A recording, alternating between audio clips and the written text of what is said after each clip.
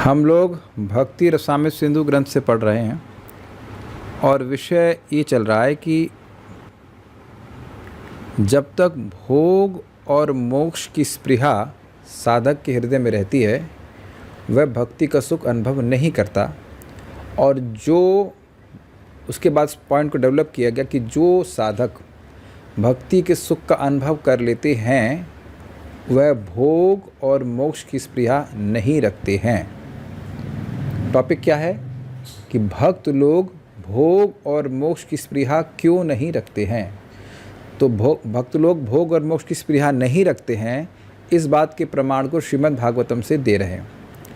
ये श्लोक है चतुस्कंद यानी 4.9.10 चौथा भागवतम का चौथा स्कंद है, 9वां अध्याय और 10वां श्लोक है। यहाँ ध्रुव महाराज साक्षात भगवान को देख रहे हैं और वो उनकी स्तुति कर रहे हैं और वह कह रहे हैं कि भगवान आपकी जो ब्रह्मज्योति है, सब जानते हैं कि भगवान श्री कृष्ण की अंग कांति को ब्रह्मज्योति कहते हैं, उसको उसका अनुभव करने को ब्रह्म साक्षात्कार कहते हैं। तो वह जो सुख है वह भी आपके श्रवण कीर्तन के सुख के बराबर नहीं है। तो ऐसे भोगों का जिनको काल रूपी तलवार से काटा जा सकता है उनका तो कहना ही क्या। इसे कहते हैं कैमृत्यु। जब गंगा जी में ऊंट डूब जाएगा तो इंसान का तो कहना ही क्या। तो जो ब्रह्मसुख है वह काल के द्वारा काटा नहीं जा सकता है और वह असीमित कहा जाता है।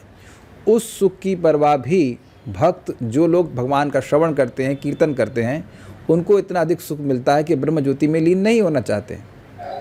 तो फिर उन भोगों का कहना ही क्या। जैसे स्वर्ग, मान लीजिए स्वर्ग है तो स्वर्ग 10,000 साल तक रह सकता है व्यक्ति, तो 10,000 साल के बाद उसे गिरना ही पड़ेगा और वो अत्यंत हीन है, यानी मात्रा की दृष्टि से और क्वालिटी की दृष्टि से हीन है। तो उधर तो उसका स्प्रिया होने का मतलब ही नहीं है। तो ये बात ध्रुव महाराज कह रहे हैं। अब एक इंटरेस्टिंग बात है कि ये कितनी उम्र में कह रहे हैं। ध्रुव महाराज को भगवान के दर्शन कितनी उम्र में हुए थे? 5 साल में। तो आप ये तो नहीं कह सकते कि शास्त्र सुन करके बोल रहे हैं।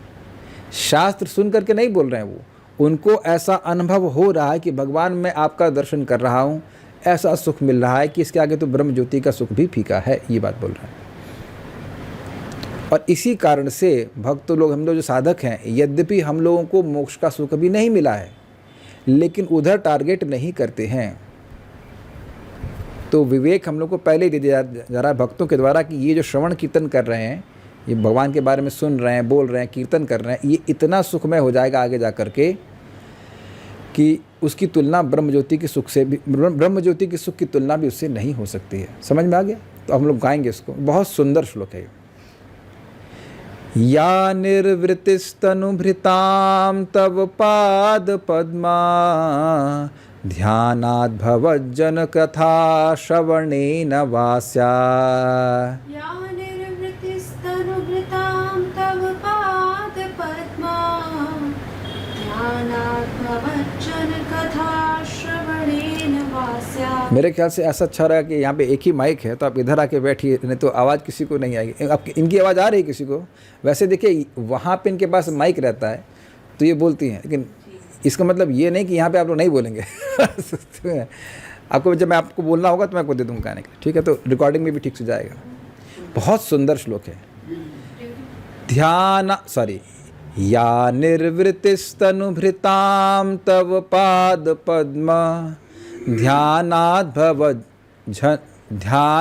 भवज्जन कथा श्रवणेन वास्या। या निर्वृत्तिस्तनुभृतां तव पाद पद्मा ध्यानाद् भवज्जन कथा श्रवणेन वास्यात्। सा ब्रह्मणि स्वमहिमन्यपि नाथ माभूत् किं वान्तकासि लुलितात् पततां विमानात्। सा ब्रह्मणि स्वमहिमन्यपि नाथ माभूत् किं वान्तकासि लुलितात् पततां विमानात्। आप सब लोग प्रयास करेंगे तो सब लोग भी गा सकेंगे, अच्छा रहेगा। आ रहा है, कुछ मुश्किल लग रहा है, मेरे पीछे बोलिएगा, इनके साथ में बोलिएगा। या निर्वृतस्तनुभृतां तव पाद पद्म ध्यानाद् भवज्जन कथा श्रवणेन वा स्यात्। निर्वृत्तिस्तनुभृतां तव पादपद्मा ध्यानात् भवज्जनकथा श्रवणेन वा स्यात्। अब यहाँ जो उपस्थित भक्त हैं, आपने देखा कि जैसे आप सब लोग बोलना शुरू किए तो कैसा अलग इफेक्ट हुआ। This Bhagavatam actually is Krishna. आप थोड़ा प्रयास कीजिए, वेरी एनलाइवनिंग। काश हम सब जूम के डिवोटीज़ की भी बात एक साथ सुन सकते तो बड़ा मज़ा आता, but any how it is not possible, but again will do that. या निर्वृतिस्तनुभृतां तव पाद पद्म ध्यानात् भवज्जनकथा श्रवणेन वा स्यात्। या निर्वृत्तिस्तनुभृतां तव पादपद्मा ध्यानात् भवज्जनकथा श्रवणेन वा स्यात्। सा ब्रह्मणि स्वमहिमन्यपि नाथ मा भूत् किं वान्तकासि लुलितात् पततां विमाना। ब्रह्मणि स्वमहिमन्यपि नाथ मा भूत् किं वान्तकासि लुलितात् पततां विमाना। या निर्वृतिस्तनुभृतां तव पाद पद्मा ध्यानात् भवज्जनकथा श्रवणेन वा स्यात्। या निर्वृतिस्तनुभृतां तव पाद पद्मा ध्यानात् भवज्जनकथा श्रवणेन वा स्यात्। सा ब्रह्मणि स्वमहिमन्यपि नाथ मा भूत् किं वान्तकासु ललितात् पततां विमाना।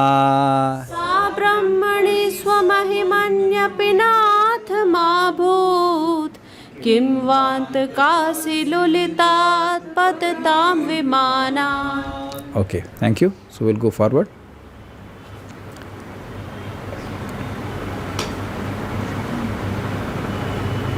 आराम से बैठ लीजिए, अब कोई दिक्कत नहीं। You can sit comfort anywhere, sit comfortably. Shrimad Bhagavatam के चतुर्थ स्कंद में श्री ध्रुव ने कहा है, नाथ, आपके चरण कमलों का ध्यान करने से और आपके भक्तों के पवित्र चरित्र सुनने से प्राणियों को जो आनंद प्राप्त होता है वह निजानंद स्वरूप ब्रह्म में भी नहीं मिल सकता। फिर जिन्हें काल की तलवार काटे डालती है, उन स्वर्गीय विमानों से गिरने वाले पुरुषों को भला वह सुख मिल ही कैसे सकता है। शायद ये बात बिल्कुल स्पष्ट समझ में आ रही है। भक्त लोग क्यों भोग नहीं चाहते हैं और मोक्ष नहीं चाहते हैं? क्योंकि मोक्ष का सुख भी तुच्छ है। तुलनात्मक अगर की जाए कि भगवान के भक्तों के संग बैठकर श्रवण और कीर्तन करना। अब एक मन में व्यक्ति के संदेह हो सकता है, भाई हमको वैसा सुख तो नहीं मिल रहा है अभी, लेकिन ठीक है, अभी हमारी जो हृदय है वो अविद्या से दूषित है, तो हम अभी जॉन्डिस से पीड़ित हैं, तो वैसा सुख नहीं मिल रहा है। लेकिन वस्तु में क्षमता कितनी है वह शास्त्र से सुन करके समझ में आना चाहिए। इस जगत में देखिए, कोई भी व्यक्ति कोई भी कार्य कर रहा है दुख प्राप्ति के लिए नहीं कर रहा है, वह सुख प्राप्ति के लिए कर रहा है। लेकिन उसको ये नहीं पता है कि वास्तविक सुख कहाँ से है। वस्तुतः बात यह है कि इस समय लोग ब्रह्म प्राप्ति की तो कर ही नहीं रहे कोई प्रयास। ब्रह्म क्या है यही नहीं पता है। खाना, आहार, निद्रा, भय आदि के चक्कर में व्यक्ति पड़ा, उससे बाहर वह सुख ढूंढ ही नहीं रहा है। तो इस बात को ध्रुव महाराज कह रहे हैं कि जो सुख ब्रह्म ज्योति का है उसका भी अनुभव लोग करते नहीं हैं, मतलब सामान्यतः लोग नहीं कर रहे हैं। वह भी असीमित कहा जाता है और वह भी भक्ति के सुख के आगे कुछ भी नहीं है। उसको तिलांजलि दे देते हैं, उसको ध्यान नहीं देते हैं। तो फिर वह भोग जो कि समय से काट दिया जाता है, उसके एंडिंग होती है, उसको उधर कौन ध्यान देगा, ये बात कहते हैं। तो उम्मीद है कि श्लोक तो स्पष्ट समझ में आएगा होगा उसे क्यों भोग और मोक्ष की स्पृहा भी नहीं करते हैं। ठीक है। तब पाद पद्म, आपके चरण कमल के ध्यानात अर्थात ध्यान से, व मतलब अथवा भवत जन कथा श्रवणेन, आपके भक्तों के चरित्र श्रवण से। देखिए दो अर्थ हैं, आपके भक्तों के चरित्र श्रवण से और आपके भक्तों के द्वारा आपकी कथा सुनकर, दोनों ही अर्थ आ जाएगा इसमें। भगवान के भक्त भगवान की बात बोलते हैं और भगवान के भक्तों की बात बोल रहे हैं, जैसे भी हम ध्रुव महाराज के बारे में सुन रहे हैं। तो दोनों ही कथाएं दिव्य, उन दोनों को सुन करके तनुभृताम, तनु मतलब जिन्होंने शरीर होता है, भृत मतलब धारण करने वाला, जो भी शरीरधारी हैं उनको, या निर्वृत्ति, मैंने कई बार समझाया है यहाँ पे निवृत्ति शब्द नहीं है। निवृत्ति मतलब गिविंग अप, लेकिन निर्वृत्ति का मतलब होता है आनंद। तो भगवान की कथा सुनकर, भगवान का ध्यान करके जो आनंद देहधारियों को प्राप्त होता है, स्यात् मतलब होता है, सा वह सुख स्वमहिम्नि ब्रह्मणि अपि, जो आपकी महिमा ब्रह्म है, निर्विशेष ब्रह्म है, उसकी बात कर रहे हैं, निजानंद स्वरूप ब्रह्म में भी माँ भूत नहीं हो सकता है। वो नहीं दोबारा आ गया, नहीं हो सकता है। अतः नाथ हे स्वामी अंतक असि, अंतक असि का मतलब होता है खड़क, और अंतक मतलब अंत करने वाला। तो इस जगत में क्या अंत करने वाला है? काल। केवल मृत्यु ही नहीं, हर वस्तु को आप देखिए कि उसका अंत काल कर रहा है, धीरे धीरे क्षय कर रहा है, फिर काट देता है। अब उसके बाद तुम नहीं जी सकते हो शरीर में या जो भी वस्तु है। तो कह रहे उस काल की तलवार से लुलितात अर्थात काटे गए विमानों से पतताम तो किम, गिरने वाले लोगों को तो कैसे ही हो सकता है। मतलब भगवान की कथा से जो सुख मिलता है उसका अनुभव ब्रह्म में लीन व्यक्ति भी नहीं कर सकता है, तो कैमुत्य से उस व्यक्ति को कैसे मिल सकता है जिसके सारे भोग टाइम से लिमिट कर दिए गए हों। श्लोक को देखिएगा। या निर्वृतिस, जो आनंद तनुभृताम शरीरधारियों को, तव पाद पद्म आपके चरण कमलों को, कमल के ध्यानात् ध्यान के द्वारा, भवत जन कथा श्रवणे नवा, या आपके भक्तों की कथा श्रवण से, या आपके भक्तों के द्वारा कथा श्रवण से, आपके भक्तों की कथा के श्रवण से, जैसे ध्रुव महाराज की, प्रहलाद महाराज की, पांडव आदि की, या आपके भक्तों के द्वारा जो आपकी कथा उसके श्रवण से जो मिलता है, स्यात् मतलब होता है स ब्रह्मणि, वह ब्रह्म में भी, जो स्वमहिम्नपि, जो आपकी महिमा है हे नाथ, नहीं माँ भूत नहीं मिलता है। किं वा अंतक असि, तो उन लोगों को वह कैसे मिल सकता है जो काल रूपी तलवार के द्वारा जिनके विमान काटे जाते हैं। तो ये श्लोक सुन करके भक्त लोग बिल्कुल समझ जाते हैं कि हम भक्ति करके भोग नहीं मांगेंगे, जो चीज़ छीन ली जाएगी उस तरफ टारगेट हम नहीं करेंगे। ये बात बोल रहे हैं, सिंपल सा श्लोक है। दुर्गम संगमनी, ब्रह्मानंद जो कि असाधारण महिमा से युक्त होता है, उसमें भी वह आनंद नहीं है, फिर काल रूपी खड़क से कटे गए विमान से गिरने वाली वस्तु का कहना ही क्या। तो स्पष्ट है, भक्ति सार प्रदर्शनी। ये इंटरेस्टिंग कह रहे हैं, ध्यान आदि उपलक्षण है श्रवण आदि का, अतः इससे श्रवण आदि अन्यान्य अंगों को भी ग्रहण करना चाहिए।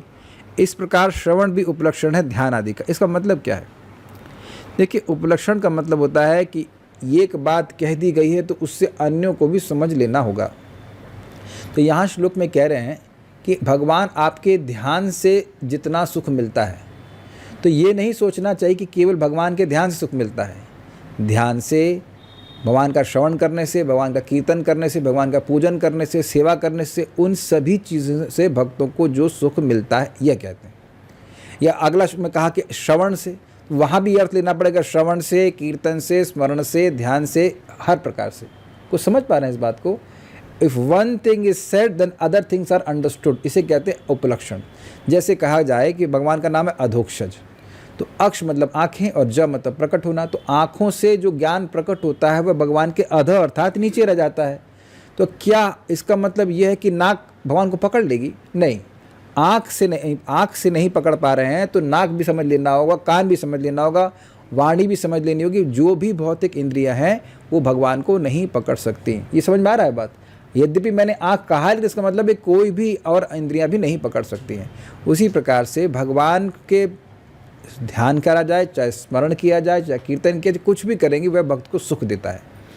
अब एक बात बिल्कुल क्लियर समझना चाहिए कि कब देता है। देखिए, इस बात को समझिए, अगर भूख है तो कोई भी खाना सुख देता है कि नहीं, और अगर भूख नहीं है तो हलवा भी सुख नहीं देता है और पूड़ी भी सुख नहीं देती और कुछ भी नहीं सुख देता।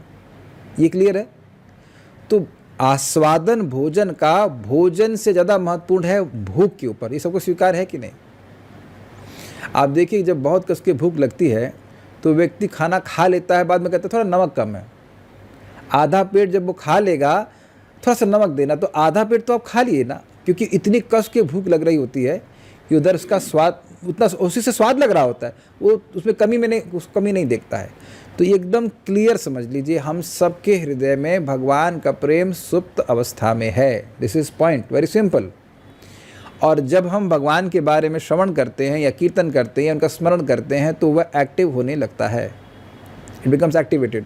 और जब वह मैच्योरिटी को प्राप्त करता है, प्रेम अवस्था को प्राप्त करता है, तब यानी भूख जब पूरी खुल जाती है, तब चाहे वो श्रवण करे, चाहे कीर्तन करे, चाहे स्मरण करे, चाहे भक्ति का कोई भी अंग का संपादन करे, उसे असीमित सुख मिलता है। ये विज्ञान है, ईजी है। इसीलिए यहाँ पे उपलक्षण शब्द का प्रयोग किया गया है कि आप चाहे ध्यान कर लीजिए, चाहे स्मरण कर लीजिए, चाहे कुछ। जब मैं इसको बोल रहा हूँ तो मुझे माधुर्य कदमनी की बात याद आ रही है। जब भक्त उच्चतर अवस्थाओं को प्राप्त करता है भक्ति की, तब वो सोचता है कि भगवान, सुख प्राप्त करने के लिए मैंने बहुत फालतू के प्रयास किए। Can you catch this point? अब भगवान का स्मरण कर रहे हैं तो सुख मिल रहा है। अब स्मरण करने से सुख मिल रहा है तो बाकी सारी चीज़ें तो प्रयास मानी जाएंगी कि नहीं मानी जाएंगी?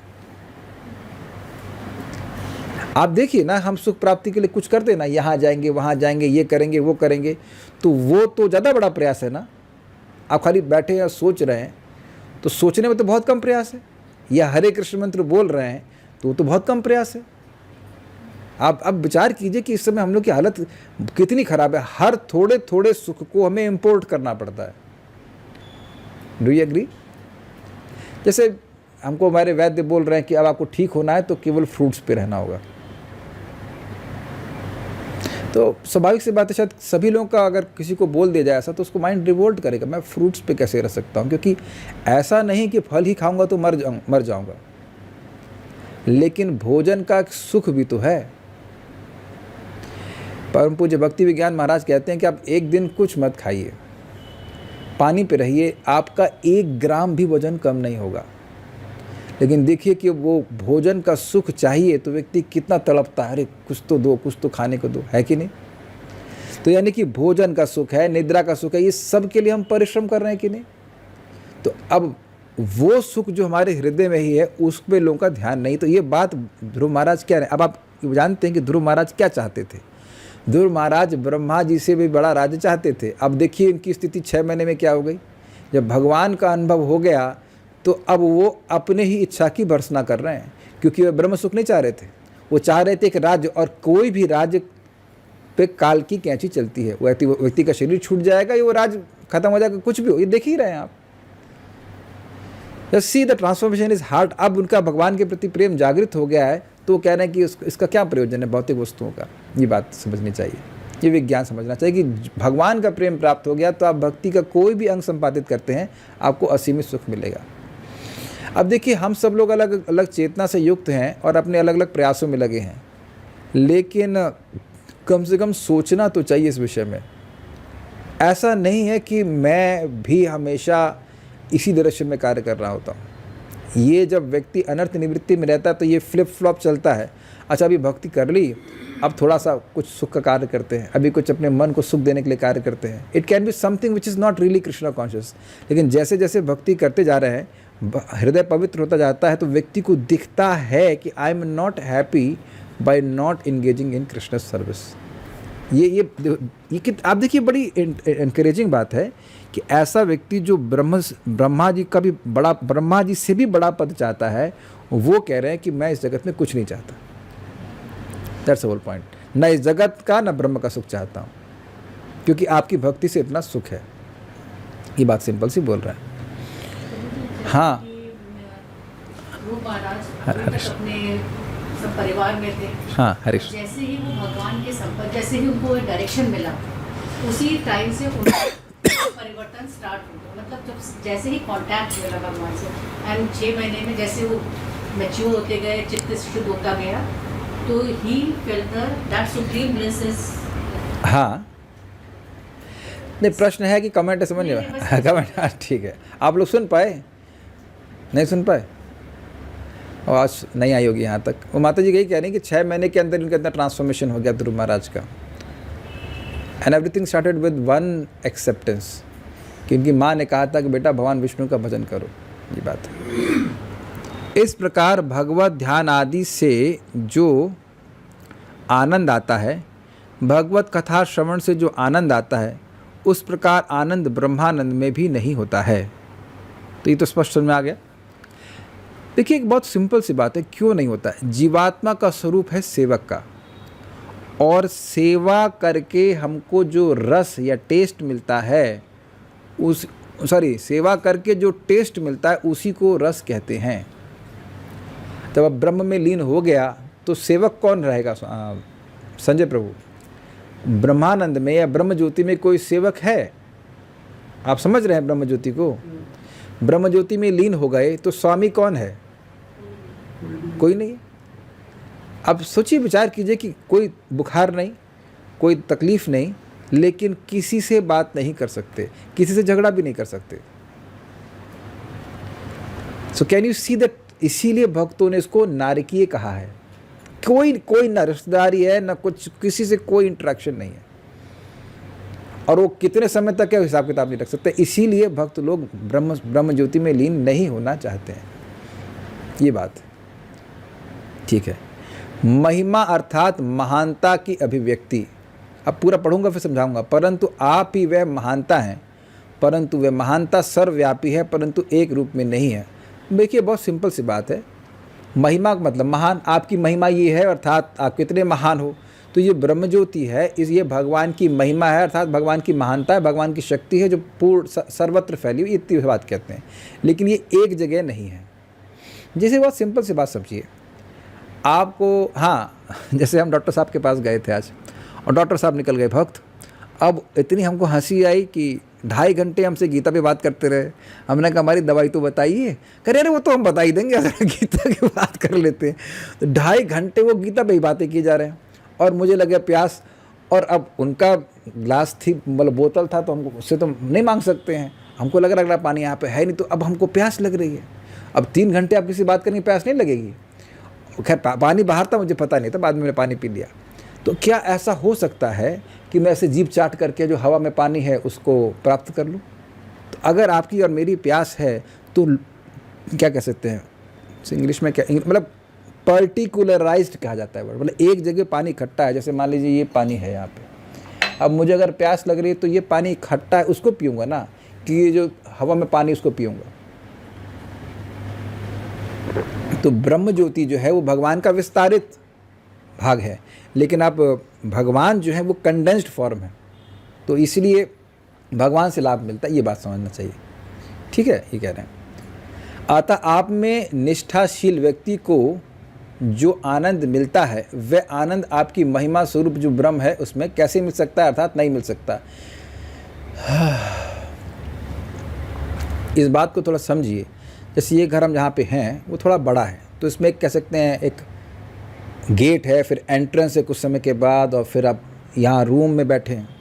तो बहुत सिंपल सी बात है, अगर कोई व्यक्ति गेट को क्रॉस कर गया तो क्या ये माना जाएगा कि वो घर में आ गया? आप वो यही कहेगा कि मैं घर पहुँच गया। लेकिन दरवाजे में आ जाना और अंदर आकर के घर के स्वामी से मिलकर बात करना, दोनों में अंतर नहीं है। तो ब्रह्म ज्योति भी भगवान का ही साम्राज्य है, लेकिन ब्रह्म ज्योति में भगवान से कोई आदान प्रदान नहीं होता। तो ब्रह्मानंद से भी श्रेष्ठ भजनानंद है, भजन का सुख है। ये बात यहाँ पे स्थापित हो रही है। अब श्रीमद् भागवतम के 24.38 में उक्त है, ये श्लोक बोला है मत्स्य अवतार ने, मछली वाले अवतार भगवान हैं। उन्होंने बोला है अपने भक्त सत्यव्रत मुनि को, सत्यव्रत राजा को, सत्यव्रत मुनि नहीं, सत्यव्रत राजा थे। उन्होंने कहा था कि प्रलय होगी और मैं मछली के रूप में आऊँगा, तुम्हारी नाव को खेऊँगा और मैं तुम्हारे प्रश्नों का उत्तर दूंगा। तो सत्यव्रत राजा जो थे वह प्रलय के समय लगातार मीन अवतार, मत्स्य अवतार से प्रश्न करते हैं।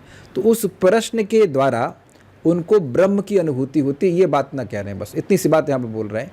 मदीयां महिमा नाम च परम ब्रह्मेति शब्दितम वेश्यस्य अनुग्रहीतम में संप्रश्नैर्विवृतम हृदय।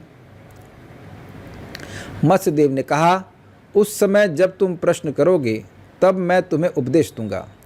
मेरे अनुग्रह से मेरी वास्तविक महिमा जिसका नाम परब्रह्म है तुम्हारे हृदय में प्रकट हो जाएगी और तुम उसे ठीक ठाक जान लोगे। मत्स्यदेव की उक्ति से भी ब्रह्म भगवान की महिमा रूप में अवगत होता है। ये कहने इस श्लोक को इसलिए कोट किया गया है ताकि ये समझ सके, इस शब्द को समझाने के लिए। ये जो महिमा शब्द है ये निर्विशेष ब्रह्म को सूचित करता है, उसका प्रमाण देने के लिए यह श्लोक कहा गया। इतनी सी बात यहाँ पे कह रहे हैं। कुछ ऊपर से जा रहा है या समझ में आ रहा है? पीएचडी तो नहीं लग रहा है। ओके। इस श्लोक में ध्रुव महाराज ने कहा कि आपकी महिमा में जो सुख है वो भगवान की आपकी कथा के बराबर नहीं है। तो यहाँ प्रमाण दिया जा रहा है कि भगवान की महिमा मतलब निर्विशेष ब्रह्म। इतनी सी बात बोल रहे हैं, बस, कॉम्प्लिकेटेड नहीं है।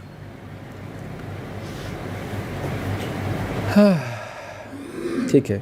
मत्स्यदेव की उक्ति से भी ब्रह्म भगवान की महिमा रूप में अवगत होता है। अब ये बात समाप्त हुई। आगे कहते हैं, साथ ही अंतक यानी मृत्यु की तलवार से काल के द्वारा खंडित विमान से स्वर्ग से गिरने वाले का सुख ही क्या है, अर्थात कुछ भी सुख नहीं है, ये अर्थ है।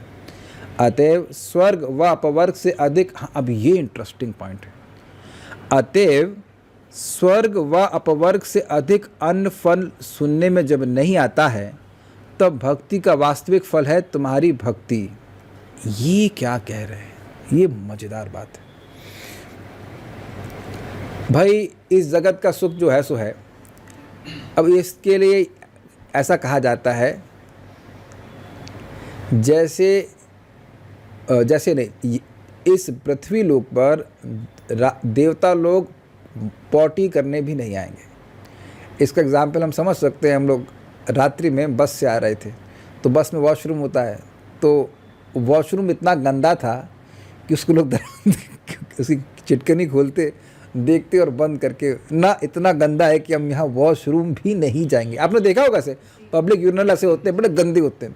तो वहाँ जब कोई व्यक्ति वहाँ वॉशरूम ना करने जाए तो वहाँ रहने की बात क्या होगी? कैमरे तो यहाँ भी लग गया कि नहीं? जहाँ बाथरूम नहीं जाना चाहते हैं वहाँ बेडरूम बनाएंगे। तो आप सोच लीजिए कि यहाँ के वस्तु में आसक्त होना कितना बड़ा ज्ञान है। खैर, अब स्वर्ग के भोग को भगवान विशाल कहते हैं। भगवद गीता में स्वर्ग लोकम विशालम, भोग वहाँ पे विशाल होते हैं। तो कोई व्यक्ति पूजा पाठ करके कर्म कांड आदि करके स्वर्ग की प्राप्ति करना चाहेगा। जो स्वर्ग का सुख है उससे भी श्रेष्ठ सुख है मुक्ति का सुख, और उससे श्रेष्ठ। तो आचार्य यहाँ पे कह रहे हैं चक्रवर्ती पाद कि स्वर्ग और मोक्ष उससे तो श्रेष्ठ कुछ सुनने में आता नहीं है, और उससे श्रेष्ठ है भक्ति। इसलिए भक्ति का वास्तविक फल है भक्ति। कुछ समझा पा रहा हूं मैं? स्वर्ग का सुख भक्ति के आगे कुछ नहीं है, मोक्ष का सुख भक्ति के आगे कुछ नहीं है, और स्वर्ग और मोक्ष से अधिक तो बात सुनी जाती नहीं है। यानी भक्ति का सुख हाईएस्ट है by the process of elimination. ये बहुत सटल है। मैं फिर रिपीट करता हूँ।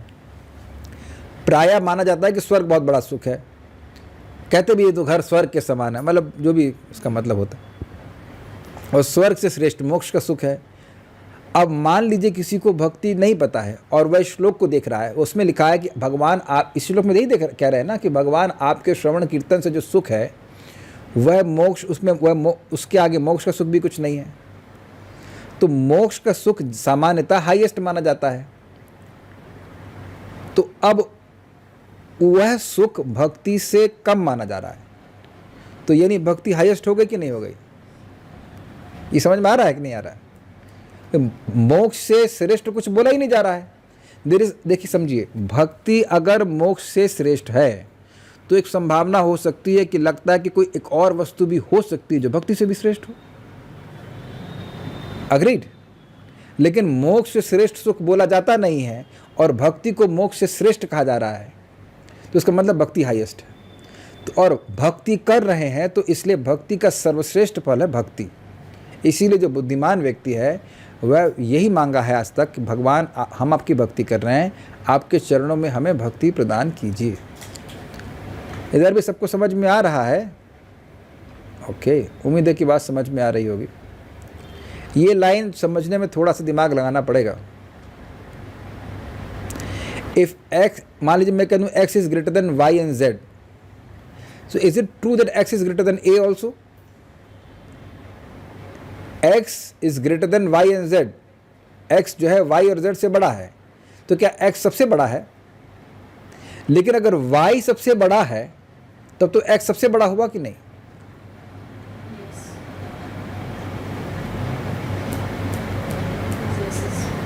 मैं समझ नहीं आती मुझे। अच्छा, तो फिर संस्कृत बोलूं? मुझे ये ज़्यादा आसानी से समझ में आया। ये वो इंजीनियर है ना आप भाई, है ना?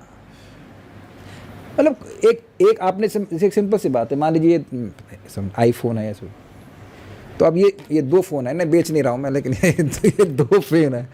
अब मैं ये कह दूँ कि ये मेरा फ़ोन, ये वाला फ़ोन इन दोनों से श्रेष्ठ है, तो क्या मैं ये निर्धारित रूप से कह सकता हूँ कि मेरा फ़ोन सारे फ़ोन से श्रेष्ठ है? तो यहाँ श्लोक में क्या कह रहे हैं? भक्ति, भोग और मोक्ष श्रेष्ठ है। ये लैंग्वेज ऐसे रख रहे हैं, तो अब कोई संदेह कर सकता है, हो सकता है भक्ति से भी श्रेष्ठ कोई हो।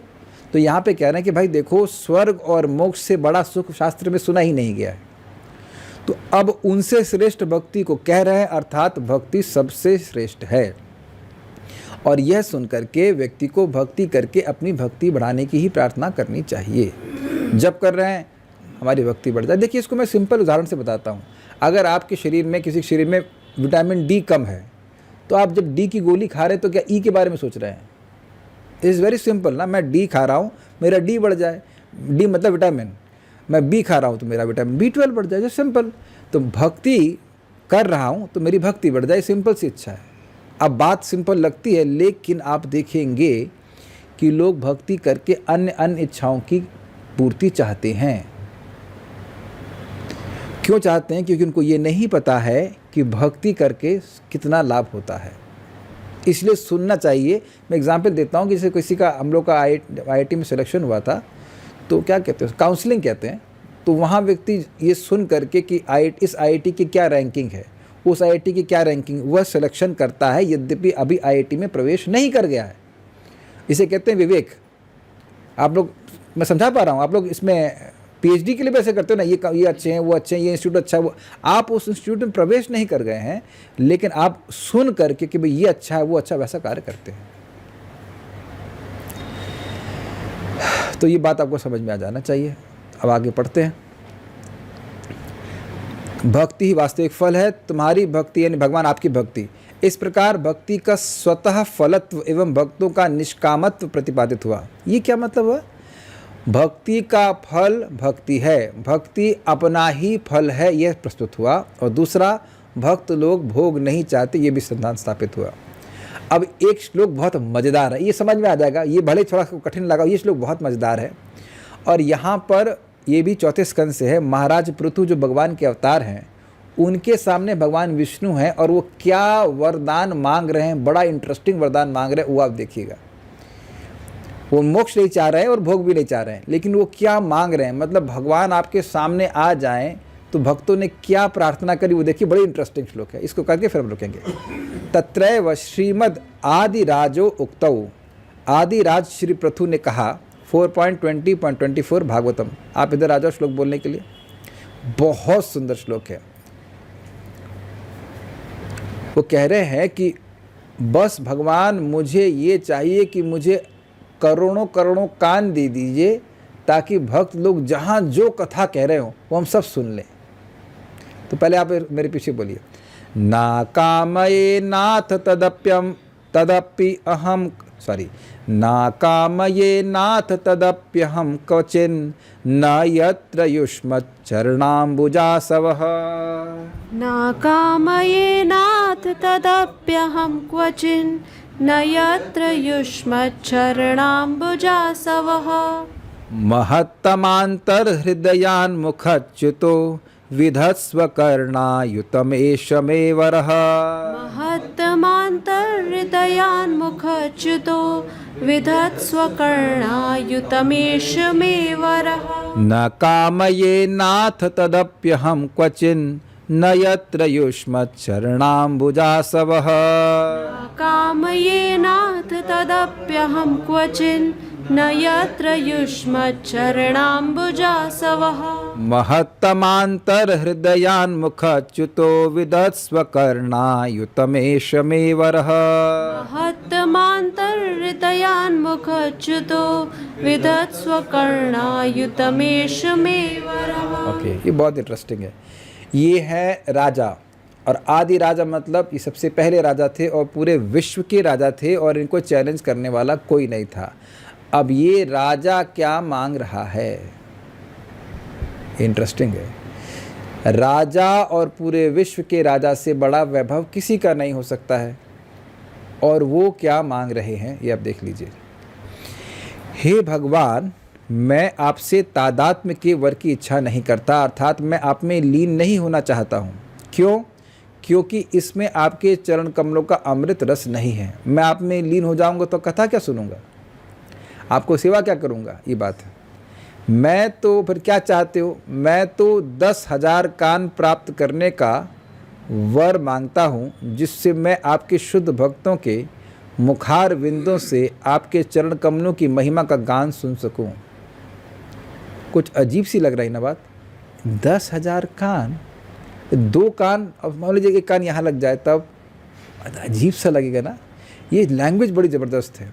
अब मान लीजिए एक कान यहाँ पेट के पास लगा हो, एक कान यहाँ लगा हो, तो ये कैसा लैंग्वेज है? तो देखिए, इस बात को समझने का प्रयास कीजिए। It's not physical years.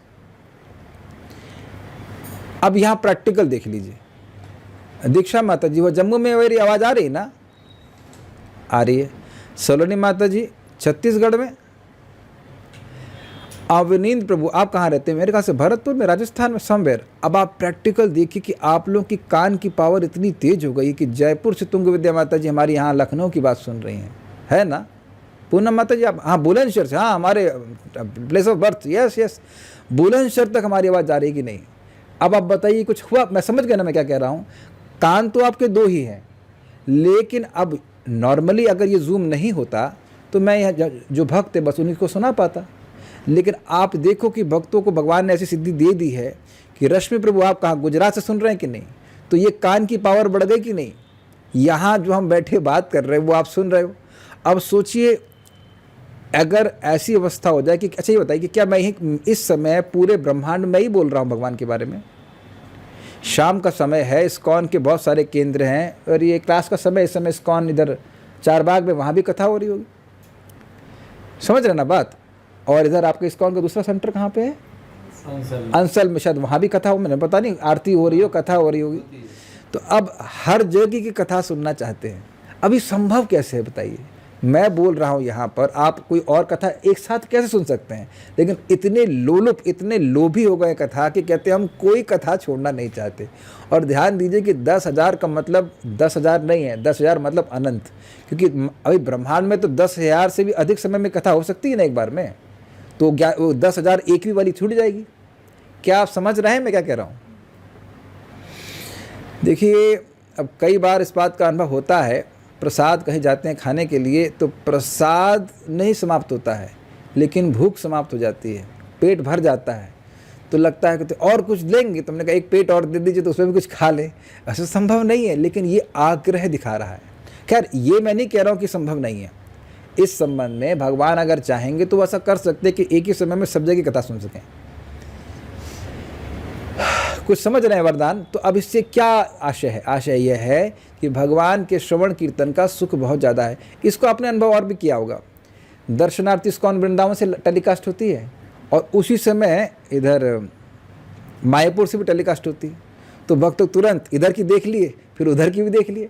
आप मंदिर में एक भक्त हम जानते हैं, वो जब नरसिंह आरती होगी तो मायापुर का नरसिंह आरती चालू कर देंगे, बैठे कृष्ण बलराम जी के सामने, तो उधर का भी दर्शन चल रहा है। तो आग्रह है ना उनका कि अब उससे आंखों की रेंज बढ़ गई कि नहीं? बैठे हैं इस्कॉन वृंदावन में सुबह 5 बजे, तो 5 बजे यहाँ नरसिंह आरती होती, नरसिंह आरती वहाँ भी होती, तो वहाँ नरसिंह देव के दर्शन खुल के होते हैं, तो उसको ऐसे देख रहे होते हैं।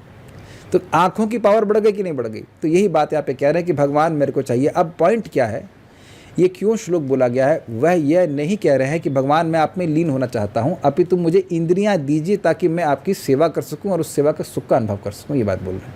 फिर मैं रिपीट करूँगा कि ये स्पृहा तभी आएगी जब हृदय में प्रेम होगा। जितना प्रेम होगा यानी जितनी भूख होगी उतना खाना खाने की उत्कंठा, इच्छा बढ़ जाएगी। ये बात।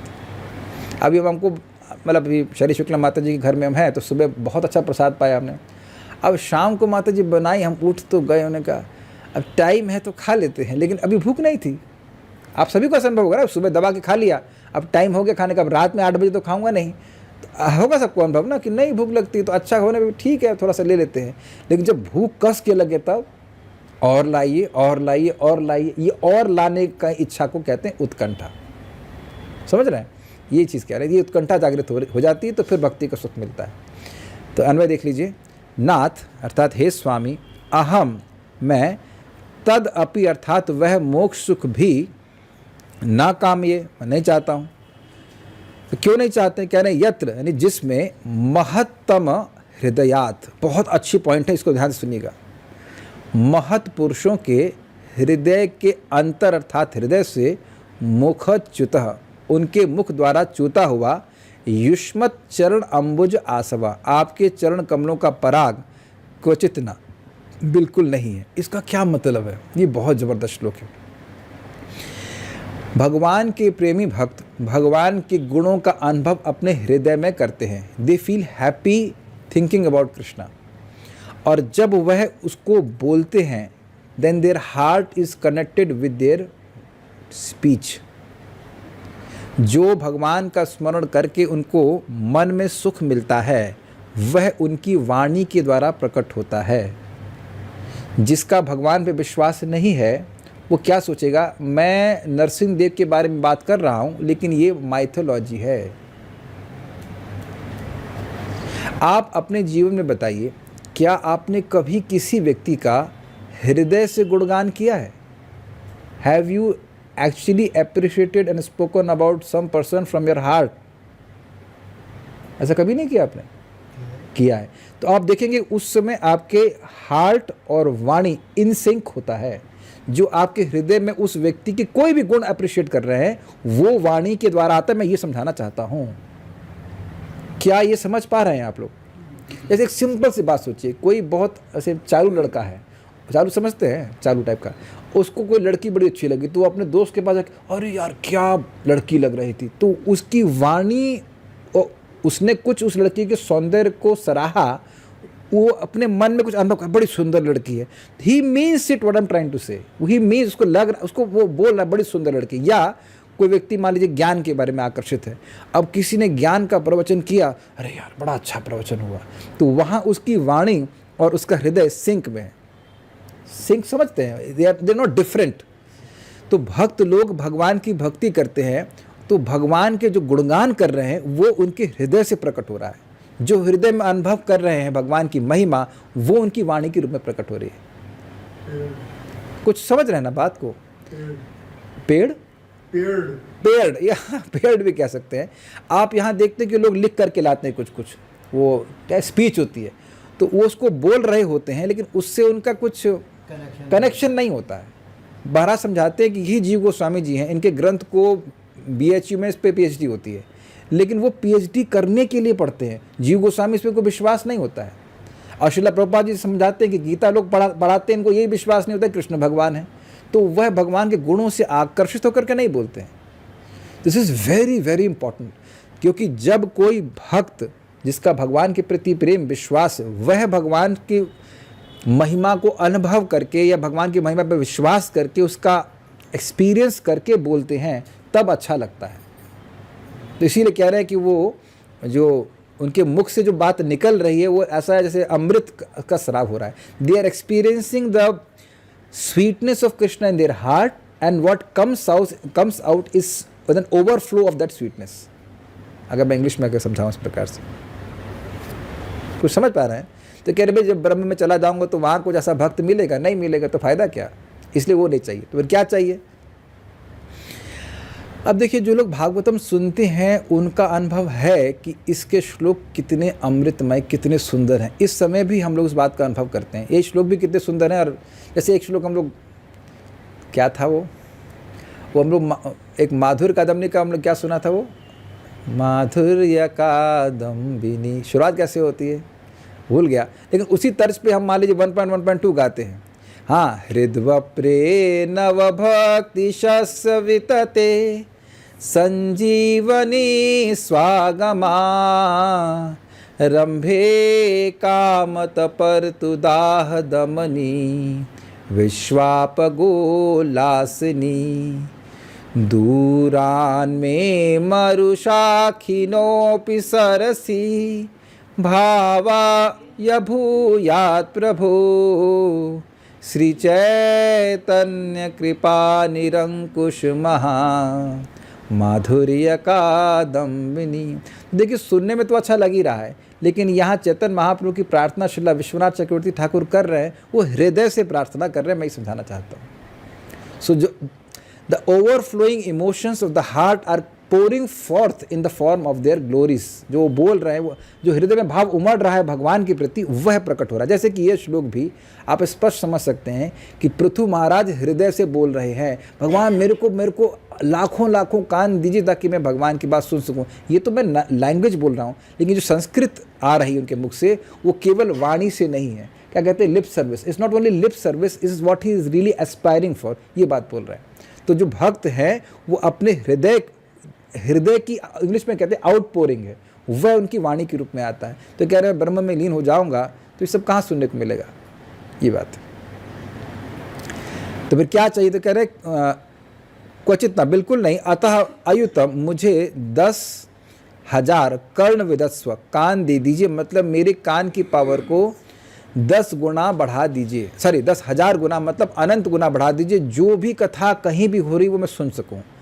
ऐशा में वरा, यही मेरी प्रार्थना है। यही मतलब और कुछ नहीं। न मैं स्वर्ग चाहता हूँ, न मैं मोक्ष चाहता हूँ। और जो भक्त जानकार है वो किसका स्मरण कर रहे हैं अभी? ऐसी प्रार्थना और किसी भक्त ने करी है? किसी को पता है? शिला रूप गोस्वामी जी ने जो इस ग्रंथ को लिखे हैं, उनका अनुभव क्या है कि भगवान, जब मैं दोष वर्ण बोलता हूँ कृष्ण और ना कृष्णा, तो मैं चाहता हूँ कि मेरे वाणी में, मतलब मुख में इतना अमृत अनुभव करता हूँ कि मैं चाहता हूँ कि मेरे करोड़ों का मुख हों। और जब वो कृष्णा शब्द मेरे कान में जाता है तो मैं चाहता हूँ कि मेरे अरबों कान हों। तब मैं इसके सुख का थोड़ा आस्वादन कर सकता हूँ। और जब ये नाम मेरे कान के द्वारा मेरे हृदय में जाता है तो मेरे मन को एकदम क्या कहते हैं उसको, स्टिल कर देता है, स्थिरीकृत कर, मतलब मेरा मन कुछ कर ही नहीं सकता, स्तब्ध कर सकता है। यस, तो ये सारे एक्सपीरियंसेस भक्तों के हैं, और जो भक्ति में लगा रहेगा उसको भी मिलेगा। और तब हम यही कहेंगे, अरे यार सुख कितना आसान है प्राप्त करना, और मैंने व्यर्थ ही किन किन चीज़ों के लिए प्रयास किया सुख प्राप्त करने के लिए। हमको ये श्लोक बहुत अच्छा लगा। तो आप देख रहे हैं कि ये श्लोक स्पष्टतः ये वर्णित करता है कि भक्त लोग मोक्ष की स्पृहा नहीं करते, स्वर्ग की स्पृहा नहीं करते, वह केवल भक्ति की ही स्पृहा करते हैं। ये बात बोल रहे हैं। तो श्लोक बार देख लीजिए।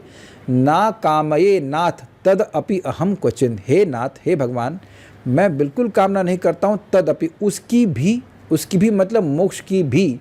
तो जो कह दिया कि मोक्ष की भी अर्थात स्वर्ग की तो नहीं। जब मैं रसमलाई की भी इच्छा नहीं करता, दाल चावल खाऊंगा। अगर मैं कहूं कि मैं रसमलाई भी नहीं खाना चाहता हूं, भाई भी लगा देने का मतलब जो उससे कम स्वादिष्ट उसको नहीं लेना चाहते। तो तदपि का मतलब वो जो मोक्ष ना, वह भी नहीं चाहता हूं, तो मतलब स्वर्ग तो नहीं चाहता हूं। यहाँ स्वर्ग लिखा नहीं गया है, लेकिन वो अंडरस्टूड है। जब मैं 10 रुपये नहीं चाहता हूं तो 5 रुपये चाहिए। मैं कहूँ मुझे 10 रुपये भी नहीं चाहिए, ये अपने लैंग्वेज सभी सुनी है। जब हम किसी से गुस्सा हो जाते हैं, यार तुमसे तुम्हें 10 रुपये भी नहीं चाहिए, तो 5 रुपये चाहिए। भी लगाने का मतलब क्या है?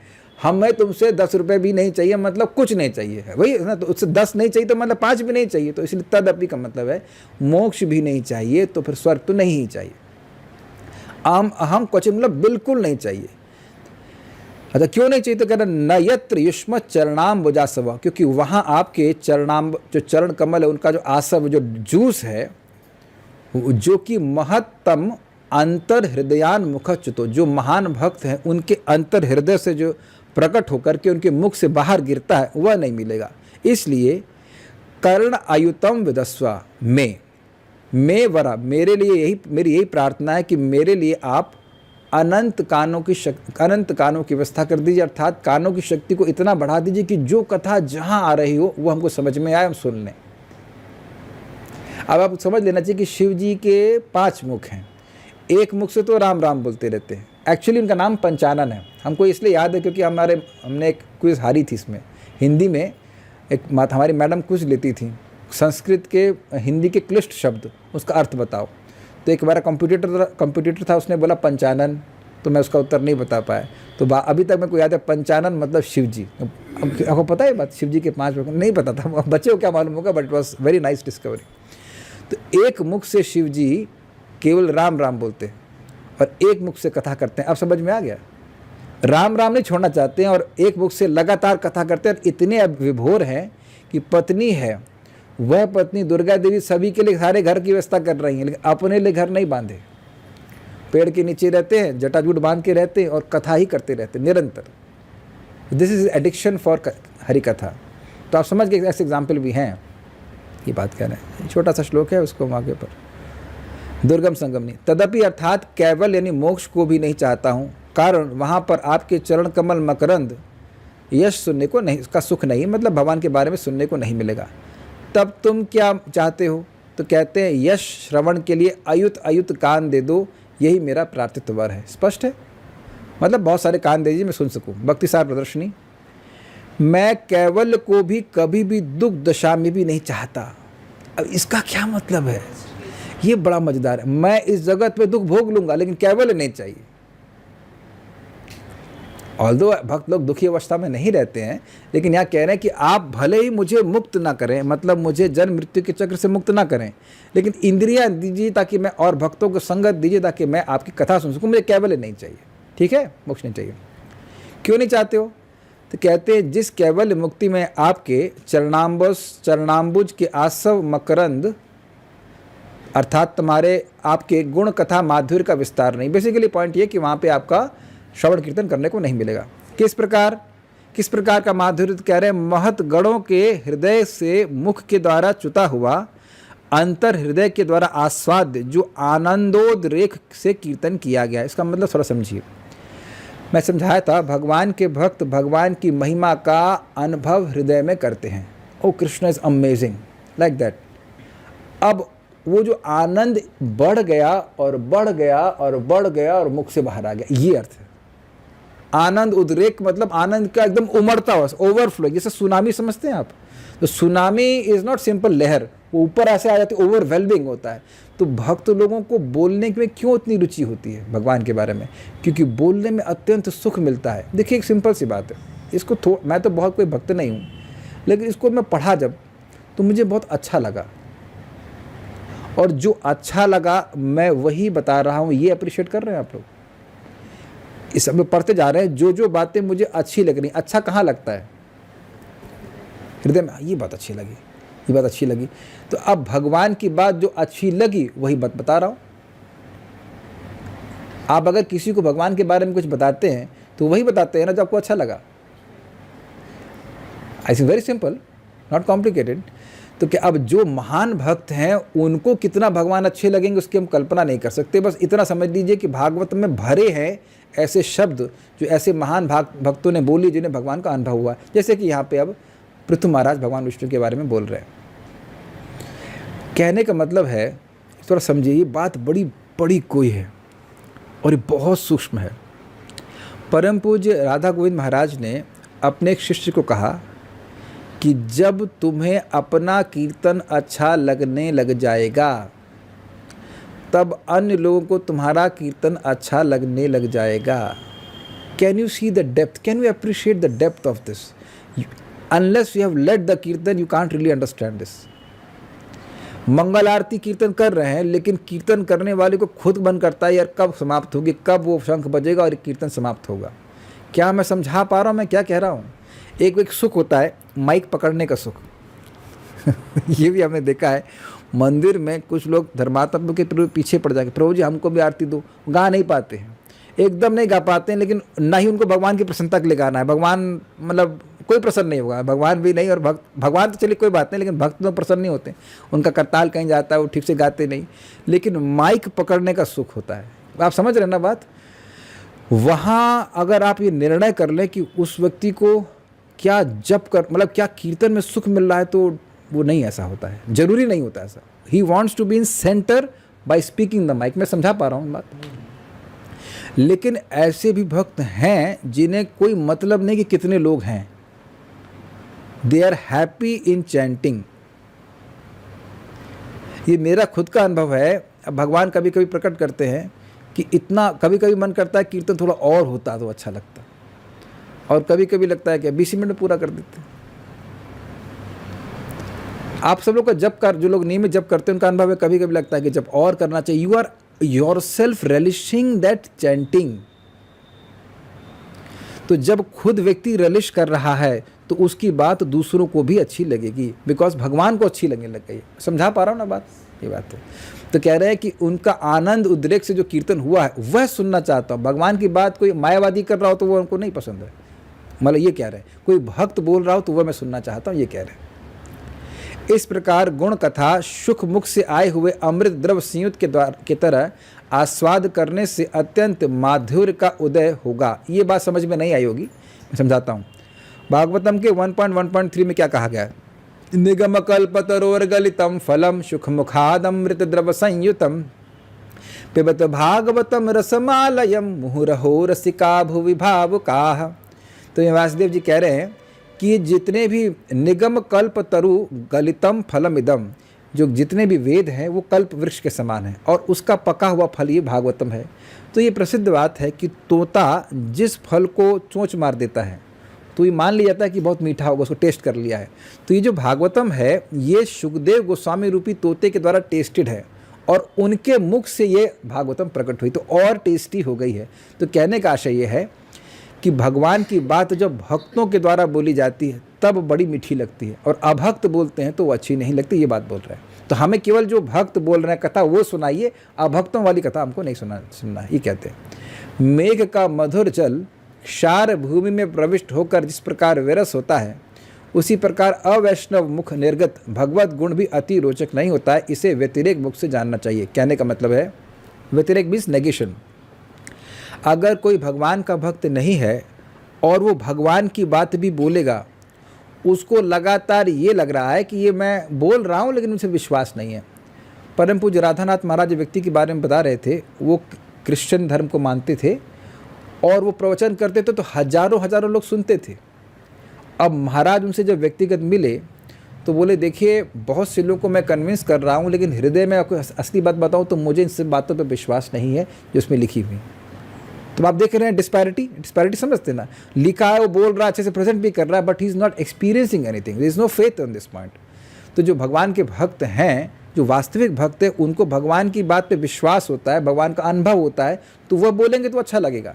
लेकिन कुछ अगर कोई मान लीजिए कोई प्रोफेशनल कथाकार है, उनको उससे कोई मतलब नहीं है, या जिनका विश्वास ही नहीं कि कृष्ण भगवान है या कृष्ण हैं भी, तो उनको उनकी बात को सुनने से कभी सुख नहीं मिलेगा। ये बात बोल रहा है। जैसे कि अगर क्षार भूमि समझते हैं, मेरे को अनुभव है, इधर हमारा वृंदावन में जो हमारा फार्म था अजय का, वहाँ की भूमि बड़ी नमक वाली थी। तो अब पानी ऊपर से आया, बारिश का पानी एकदम प्योर है पानी, और उस ज़मीन में मिल जाएगा तो पीने लायक रहेगा। आप विचार कीजिए, पानी प्योर है ना, लेकिन उस ज़मीन में मिल जाएगा जो कि एल्कलाइन या जैसे भी है, तो क्या पानी पीने लायक रहेगा? एकदम पीने लायक नहीं रहेगा। उसी तरह से भगवान की कथा अगर अभक्त है उससे बिल्कुल नहीं सुननी चाहिए। ही is not experiencing any happiness in speaking about Krishna. वो पहले पूछेगा कि भाई कितना पैसा दोगे तब मैं कथा करूँगा या कुछ बोलूँगा, है ना? ये बात है। तो ये बोल रहे हैं कि हमको वो कथा मत सुनाइए जो कि अभक्तों ने बोली जा रही। ये बात है। तब तुम क्या चाहते हो? तो कहते हैं अनंत कान दे दीजिए। महत अनंत है, मतलब अनेक अनेक भक्त हैं। आपकी गुण कथा भी अनंत है। जो जहाँ जो गुण कथा का गान करते रहते हैं, उन सबों में से एक भी मैं छोड़ना नहीं चाहता हूँ। अत्यंत लोभ होने के कारण अनंत का अन्न पाने की इच्छा करते हैं। समझ में आती बात? यहाँ भी कथा हो रही, वहाँ भी कथा हो रही है, और कहीं भी बहुत जगह कथा हो रही है, सारी बातें सुनना चाहते हैं। आज तक किसी ने इस प्रकार नहीं चाहा है। तुम कैसे इस प्रकार का वर चाहते हो? मालूम भगवान कहें तो कहते सच है, मेरा तो यही वर है, चाहना है, अन्य किसी प्रकार का वर नहीं चाहता हूँ। मतलब अब आप देना चाहें तो दे दीजिए, नहीं तो हम तो इसके अलावा और कुछ नहीं चाहते हैं। तो क्या भगवान नहीं दे सकते? दे सकते हैं।